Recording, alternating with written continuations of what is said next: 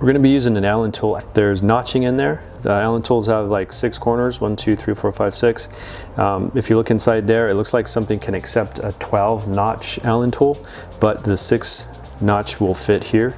Just have to figure out what size it is. The one I have in my hand is a 15 mil. Let's see if I have the correct one, but I can't get in there. So I could probably Google it, figure out what size this Allen tool is supposed to be. This is a 15. It could be a 14, or this 15, I'm running into the bearings. Maybe I got to get the bearings out of the way so I can get to my fitting. So let's play with that a little bit. I'm going to use something flat, and we're going to come between the bearings. And yes, these bearings are loose, so they are going to get stuck to your tool if it's full of grease. So yeah, the steel's coming out nice and easy. So who knows if someone's been in here before, but sometimes these are hard to come out. And I got a bunch of bearings stuck to it. And that seal is top and bottom specific, so pay attention to that. And here's the rest of the bearings. Might as well get these guys out of the way. Good time to count your bearings and look inside the tunnel here, inside the hub. Make sure there's no bearings that fell inside. Sometimes they get stuck in there with some grease, but I like to count them. Then you can count the other side, and it's either going to be an odd number or an even, but we should have equal amounts on both sides. So if you have 9 on one side, you should have 9 on the other, and if you come up with 17, then maybe you lost one and you got to go look for it. So now the bearings are out of the way. I'm going to try this Allen tool right here. Okay, so now I have a straight shot. Definitely too big, but I do see notching in there, so we'll take an Allen tool. This is a 15. I do not have a 14. I do not have a 13. All right, so this particular one is going to use a 14 millimeter Allen tool. Nice big guy right here. And the notchings have 12 notches, but this will fit in there perfectly. Boom, just like that.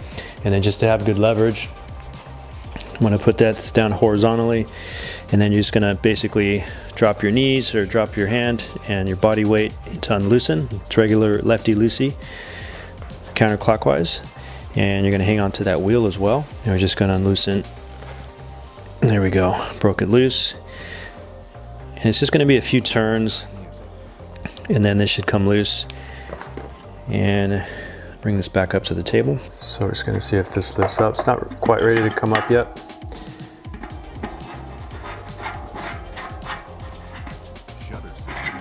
There we go. Voila. So this one here has a nut basically inside that's holding it down, connecting into the threads right inside your main hub. So this probably will come out. Yeah. So we can reuse this with the new one.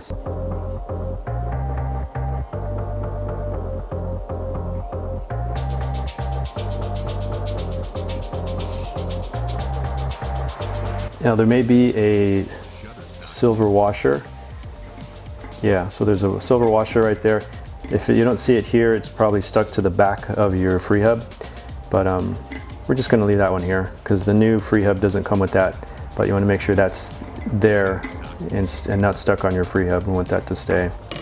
And we got notching all the way around. That's gonna match up with your new notching on your hub. So we got the old hub. Definitely got a chip, we got a crack going down the side. Put your finger in the middle. The inside should spin separately from the outside. Right now it's locked up. Basically this thing got crushed somehow and destroyed the free spinning mechanism on the inside. Probably have more ball bearings on the inside. Something got broken. And then we got our new one here. This one I can put my finger in the middle and we got movement. So good to go. So this one just have to repack it with bearings, grease here. Got it the new rubber seal. Get the attaching nut. That's going to slide right inside. Boom, all the way down, and then screw it back into your wheel.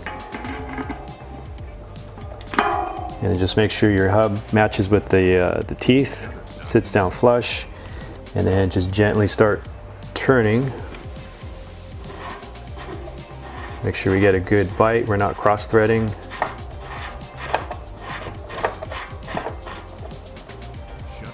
Yeah, so that works there. And then we want to get this tight. There's probably a torque recommendation. I go to the Park Tool book. I'll have to check on that. If you don't have a torque wrench, which I'm just gonna use my common knowledge, just tighten this guy up.